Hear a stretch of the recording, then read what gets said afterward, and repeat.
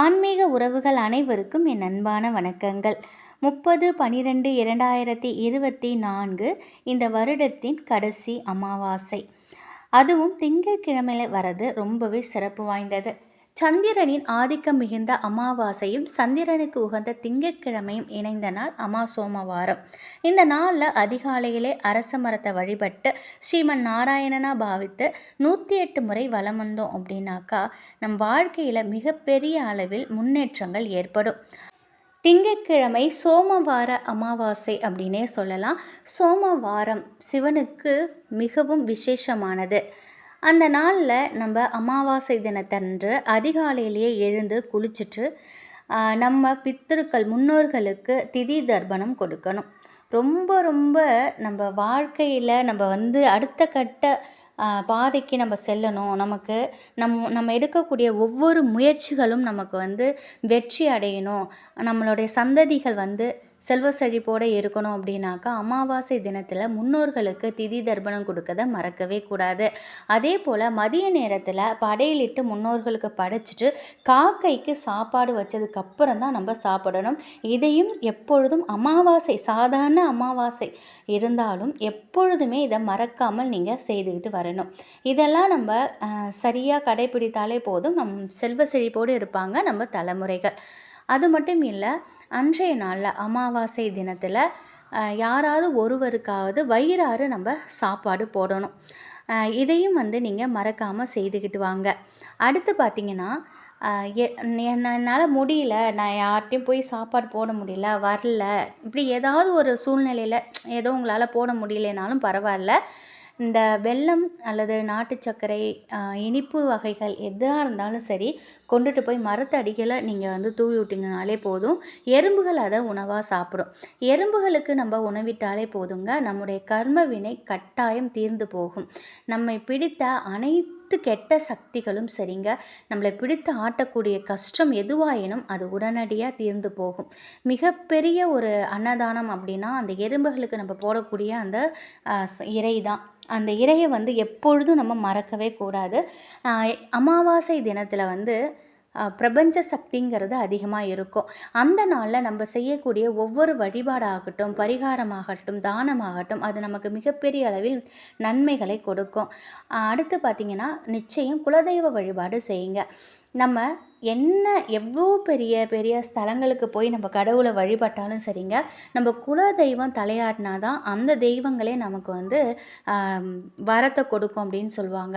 அப்போது நம்ம குலதெய்வத்தோட அருள் எப்பொழுதும் நமக்கு இருக்கணும். பக்கத்தில் குலதெய்வ கோயில் இருந்ததுன்னா நீங்கள் கட்டாயம் அமாவாசை பௌர்ணமி தினங்களில் போயிட்டு வாங்க. அப்படி எட்டக இருக்காங்க அப்படின்னா குலதெய்வத்தை நினைத்து மனசார வேண்டிக்கிட்டு ஒரு ரூபாய் நீங்கள் எடுத்து ஒரு மஞ்சள் துணியில் முடிஞ்சு வச்சாலும் போதும்.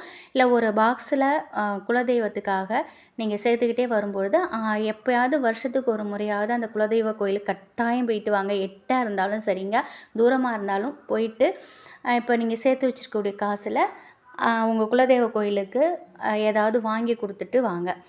இந்த மாதிரி நீங்கள் செய்யலாம். அடுத்து ரொம்ப ரொம்ப ரொம்ப முக்கியமானதுன்னு பார்த்தா நம்ம திருஷ்டி எடுப்போம் அமாவாசையில். ஏன்னா கண் திருஷ்டியை மாதிரி ஒரு கொடியது எதுவுமே இல்லை அப்படின்னு சொல்லலாம். இந்த கண் திருஷ்டியால் நம்ம படக்கூடிய அவதிங்கிறது சில பேரால் சொல்லக்கூட முடியாது. அந்தளவுக்கு கஷ்டப்படுவாங்க. ஒருத்தவங்க நல்லா வாழ்ந்துட்டுருப்பாங்க, அவங்கள பார்த்து மனசார வாழ்த்தக்கூடிய மனசுன்னு பார்த்திங்கன்னா ஒரு சில பேருக்கு தான் இருக்கும். ஆனால் முக்கால்வாசி பேர் ஐயோ அவன் நல்லா வாழ்கிறானே, அவன் நல்லா இருக்கானே அப்படிங்கிற ஒரு கெட்ட பார்வையை நம்ம மேலே போட்டாலே போதும், நம்ம அதுலேருந்து நம்ம மிகப்பெரிய அளவில் கஷ்டத்திற்கு ஆளாயிடுவோம். தேவையில்லாத தீய செயல்கள் செஞ்சு அவங்களோட முன்னேற்றத்தையும் வாழ்க்கையும் அழிச்சிடுவாங்க. இந்த மாதிரி சில விஷயங்கள் இது எல்லாமே நிச்சயமாக பாவ செயல் அப்படின்னே சொல்லலாம். நம்ம இதை யார் செஞ்சாலும் சரி, எப்படி செஞ்சாலும் சரிங்க, இதை நம்ம பார்த்துக்கிட்டு இருக்கிறத விட இதுலேருந்து எப்படி தப்பிச்சு வரணும் அப்படிங்கிறத நம்ம யோசிக்கணும். கெட்ட சக்திகளோட தாக்கம் நம்ம மேலே இருக்கக்கூடாது, கண் திருஷ்டி இருக்கக்கூடாது. இப்படி இருந்தாலே போதும், நம்ம வாழ்க்கை நல்லா இருக்கும். அதனால் எப்பொழுதுமே செவ்வாய், வெள்ளி, ஞாயிற்றுக்கிழமை எல்லாருமே திருஷ்டி சுற்றுவோம். ஆனால் சில பேர் பார்த்திங்கன்னா அமாவாசையில் திருஷ்டி கழிக்கிறத எப்பொழுதும் ஒரு வேலையாக வச்சுருப்பாங்க. நீங்கள் செய்கிற அந்த திருஷ்டியோடு சேர்த்து இந்த ஒரு விஷயத்தை நீங்கள் செய்து பாருங்கள். கட்டாயம் இதோட பலன் வந்து அபரிவிதமாக இருக்கும் அப்படின்னே சொல்லலாம். இதனால் நம்ம குடும்பம் வந்து எப்பொழுதும் வந்து பாதுகாப்பாகவே இருக்கும். வீட்டில் எந்த நேரமும் சண்டை சச்சரவாக இருக்கும். குடும்பத்தில் யாருமே மனசு விட்டு பேசிக்க விட மாட்டாங்க. நல்ல விஷயங்கள் தள்ளி போகும். பணப்பற்றாக்குறை ஏற்படும். இதோடு பார்த்தா நல்லா நடந்துக்கிட்டே இருக்கும் சில பேருக்கு வியாபாரம்.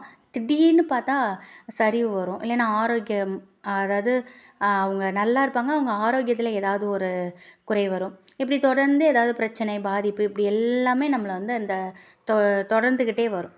ரொம்ப ரொம்ப எளிமையான முறையை இந்த முறையை வந்து பௌர்ணமியில் செய்யலாம், வெள்ளிக்கிழமையில் செய்யலாம், அஷ்டமி திதியில் செய்யலாம், இல்லைன்னா அமாவாசையில் செய்யலாம். இந்த 4 நாட்களில் மட்டும்தான் செய்யணும். மாதத்தில் ஒரு நாள் செய்தாலே போதும். ரொம்ப ரொம்ப சக்தி வாய்ந்தது. இதற்கு ஒரே ஒரு மாவிலை தான் வேணுங்க. அந்த மாவிலையில் அது ஃபுல்லாக நீங்கள் விளக்கெண்ணெயை தேய்ச்சிடணும். அதோட ஒரு கற்பூரத்தை வைத்து நீங்கள் வந்து ஏற்றி விடணும். இதை வந்து எப்போ நீங்கள் கட்டாயம் மாதத்தில் ஒரு நாள் செய்தால் போதும். பௌர்ணமி அல்லது அமாவாசை, வெள்ளிக்கிழமை, அஷ்டமி இந்த 4 நாட்களில் மட்டும்தான் செய்யணும். நீங்கள் என்ன பண்ணுங்கள், இந்த விளக்கெண்ணெயை வந்து வெற்றிலையில் நல்லா தடவிருக்கீங்க இல்லையா, அதை நீங்கள் கோலம் போடுற இடத்துலையும் வைத்து நீங்கள் வந்து அது மேலே சூடம் வச்சு ஏற்றலாம். கேட்டுக்கு அருகில் இல்லை உங்கள் வீட்டில் இடவசதியை பொறுத்து அந்த கற்பூரத்தை நீங்கள் கொளுத்தி விடலாம். வாசலில் வச்சு நீங்கள் எரிக்கணும். வேறு எங்கேயுமே நீங்கள் எரிக்கக்கூடாது. கோலம் போடுற இடத்துல கேட்டுக்கிட்ட அதை வந்து நீங்கள் எரிக்கணும். அதுக்கப்புறம் நீங்கள் அது எரிஞ்சிடும். அந்த சூடம் வந்து முழுவதுமாக எரிஞ்சு முடித்ததும் அந்த இலையை வந்து கால்படாத இடத்துல நீங்கள் போட்டுடலாம்.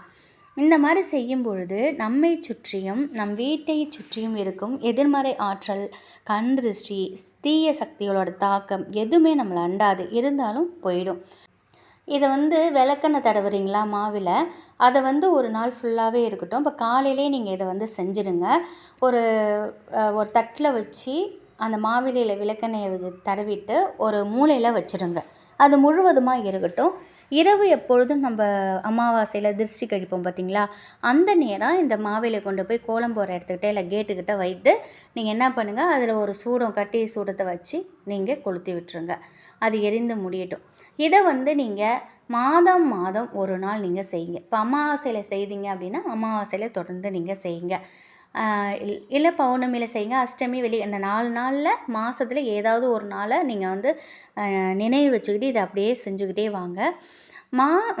மாவிலை வந்து மங்களங்களை மட்டுமே நமக்கு கொடுக்கும். அதுலேருந்து செய்யக்கூடிய பரிகாரம் வந்து நமக்கு மங்களகரமான முறையில் நம்மளை வாழ வைக்கும். அதனால் இந்த முறையில் முழு நம்பிக்கையோட நம்ம நிறைய கண்திருஷ்டிக்குன்னு நிறைய செய்வோம் இல்லையா, கண்திருஷ்டிக்குன்னு எவ்வளோ திருஷ்டி கழிக்கும் முறையெல்லாம் நம்ம செஞ்சுக்கிட்டு இருக்கோம். மாதத்தில் ஒரு முறை இதை நீங்கள் செய்து பாருங்களேன். இதோட ஆற்றல் வந்து அபரிவிதமாக இருக்கும். என்ன தடை இருந்தாலும் சரிங்க, பண கஷ்டம், மன கஷ்டம், இப்படி நம்மளை பிடிச்சிக்கிட்டு ஆட்டக்கூடிய அனைத்து கஷ்டமும் தீரும். இந்த வருடத்தோட கடைசி அமாவாசை அந்த நாளில் நீங்கள் இதை செய்யுங்க. நிச்சயம் உங்களை பிடித்த அனைத்து கஷ்டமும், உங்களை வாட்டி வதைக்கக்கூடிய அனைத்து பிரச்சனைகளும் உங்களை விட்டு இந்த வருடத்தோடு போகும். முழு நம்பிக்கையோடு இதை செய்து பாருங்கள். அயராது உழைத்து பாடுபடக்கூடிய நம்முடைய பணம் வீண் விரயம் ஆகாமல் நமக்கு நல்ல பயன்பாட்டிற்கு பயன்படணும், நம்முடைய கஷ்டம்லாம் தீரணும் அப்படின்னா கட்டாயம் மாதத்தில் ஒரு நாள் இதை செய்து பாருங்கள். இந்த வருடத்தோடு உங்களை பிடித்து ஆட்டக்கூடிய கஷ்டம் கட்டாயம் நீங்கும். இதை செய்த நொடி நீங்கள் வந்து அது நடக்கக்கூடிய அதிசயத்தை கண்கூடாக பார்க்கலாம். பிறக்கின்ற புது வருடம் நிச்சயம் அனைவருக்கும் நல்ல வருடமாக அமையும். புது வருடத்தில் விநாயகரையும் உங்கள் குல தெய்வத்தையும் மனசார வணங்குங்க. நிச்சயம் புது வருடம் சிறப்பான ஆண்டாக அமையும். வாழ்த்துக்கள்.